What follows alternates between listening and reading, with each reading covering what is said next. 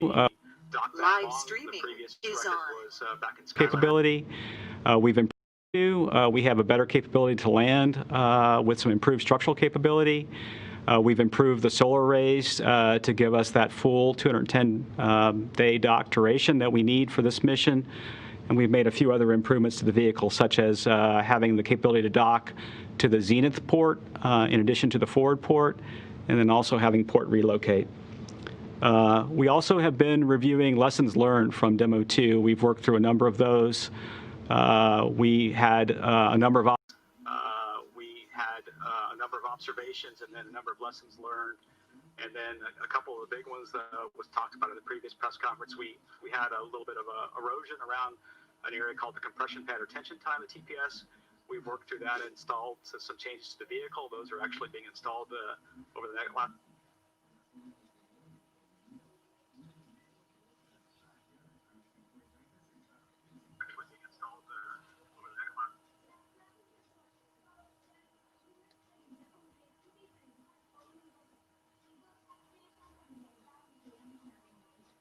Crew-1 mission and kick off our increment support for station, and I'll turn it over.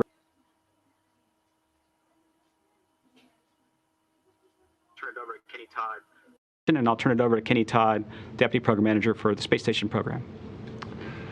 Well, thank you, Steve. And as one of the primary benefactors of this service, you can certainly add us to the long list of people who are very excited about this upcoming mission for the Crew-1 crew. It's going to be an exciting time on board the space station. Again, we're looking forward to getting up to 7 crew. We haven't been there in a while, so we're awfully excited about being able to get the crew size back up again.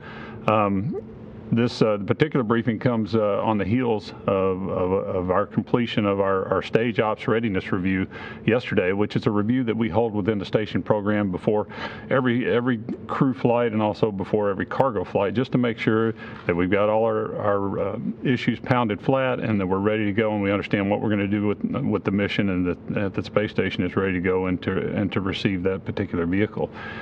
We had a very good review yesterday. We had some forward work coming out of that. As Steve mentioned earlier, we made the decision along with the commercial crew program to move the flight a few days, allow us to continue to work through some issues on orbit with our crew time and trying to make sure that we get all the right boxes checked on board, as well as here on the ground before we get ready to welcome them on board. With regard to the current state of station, the increment crew on board, increment 63, with Anatoly, Ivan, and Chris Cassidy, they're doing fantastic. They're doing a great job taking care of station and continuing our science mission on board.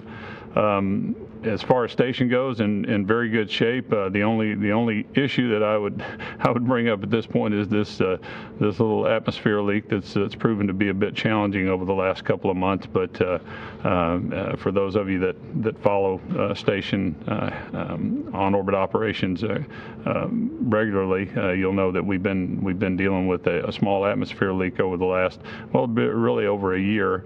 But we saw a little bump up in it here a couple of months ago. We did some isolation testing on orbit to try to find the source of the leak. We got a lot of good data out of that, and we were still parsing through that and trying to figure out what our next steps were when we saw yet another little tick up prior to last weekend. And so we decided to repeat that isolation test again.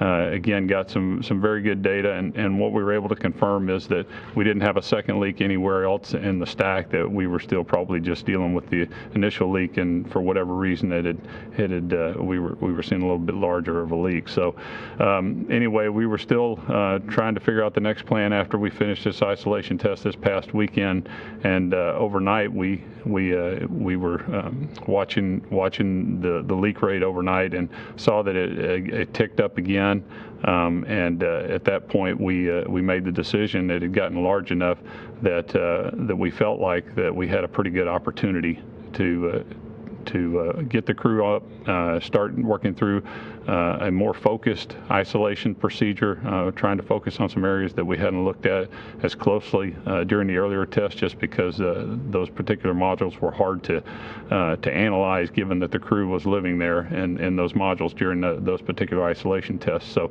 we decided to go ahead and do wake the crew up. We went through a several-hour activity, and we think we got, again, some more data. We got a finer point on where we think the leak is, module-wise. We, at this point, think it's in the Russian segment, in the service module area. Again, we're continuing to look at all the data from the test, but we do know and have confirmed with our Russian colleagues that we think there's something going on there, and so we're going to try to put a finer point on our troubleshooting plan. We have a leak detector on board, and now we'll start to really put some focus in the service module and try to work with our Russian colleagues to get that taken care of. So again, a lot going on board right now. Between now and Crew-1, we'll actually welcome the Northrop Grumman Cygnus module on board. It's launching later this week. We'll get to the International Space Station on Sunday.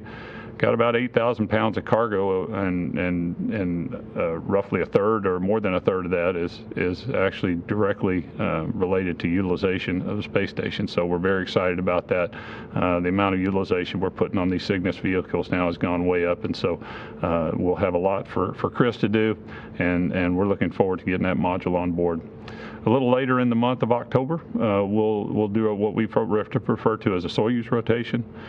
Kate Rubins and two of her Russian colleagues, both named Sergei, will be coming to the International Space Station, and they will take a handover from Chris and Anatoly and Ivan. They'll do about a 7-day handover between the 14th and the 21st, and then on the 21st, Chris, Ivan, and Anatoly will return to the Kazakh steppe back to Earth. So again, a lot going on in the early part of October, which again helped feed this discussion about where is the right place really to fly Crew-1 to make sure that we've got all the boxes checked and that we're ready to go. So once we get the Crew-1 crew on board, we'll be at a crew of 5 on the USOS. Between now and when this crew comes home, we've got a series of EVAs that we're going to do, probably around 4 EVAs. I anticipate we'll do those after the first of the year, just because of all of the associated cargo ops and the science with the NG-14 Cygnus module and the arrival in November of the SpaceX 21 Dragon cargo Dragon, which again will bring another several thousand pounds of cargo, over half of which will be directly utilization and science. So between now and the end of the year, we'll be doing a lot of science, a lot of vehicle processing. We'll turn the corner after the new year, do some EVAs early in the year, and then get ready for another Northrop Grumman Cygnus visit in February. And then shortly after that, we'll really get into the detailed planning with Steve and the commercial crew program about return of the Crew-1 capsule and making sure we got a good handover plan between Crew-1 and Crew-2. So that's how the increment's going to lay out. We're very excited about it. Again, count us as one of many that are excited about this upcoming mission. So we're ready to go. Thank you, Kenny. We'll now hand it over to Anthony Varya. All right. Yeah, thank you, Kenny, and thank you, Steve. All of that excitement turns into exciting operations. And so as lead flight director for Crew-1 and one of the leads of the operations teams that keeps Space Station running and keeps getting ready for this Crew-1 mission and all these other missions, Northrop Grumman, et cetera, it is an extremely exciting time to be working in human spaceflight. And so the NASA and SpaceX operations teams are jointly getting ready for this launch that's coming up just outside of a month. We've got a few more procedures to polish. We've got a few more sims to finish out, but we are well attenuated to a 10/31 launch date and excited to see that go off early morning from Florida on Halloween. Soon we'll be putting Hopper, Shannon, Ike, and Soichi into quarantine, and they are getting ready to go here. They are certified as Dragon flyers by the SpaceX team, and they are ready to be increment crew members on board the International Space Station, and we're excited to see them up there. And so soon they'll be getting ready for going out to KSC, going out to Kennedy Space Center about 7 days before the launch, so that's looking to be at the end of October. But it's all about getting ready for these missions and making sure that the space station is also ready for those missions, and so that our teams are sitting over in Building 30 ISS, going out to Kennedy Space Center about 7 days before the launch, so that when these people get up there, they can do all the good science that we want them to do. Thank you, Anthony. We'll now hand it over to Benji Reed from SpaceX. Hello. Hello. I'm very glad to be here today. It's always an honor to get to represent all of the many people here at SpaceX, our suppliers, and of course at NASA to represent these missions and talk about what's coming up and how important it is for the nation, for NASA, for our company, and really for humanity. Again, it's an honor, and with a lot of gratitude, we're here supporting these missions and these causes.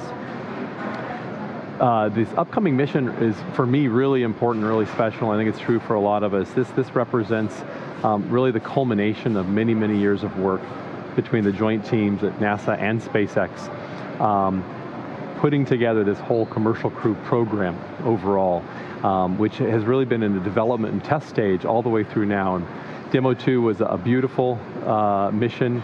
It was just almost straight down the line in terms of the data that we got out of it versus the data that was predicted.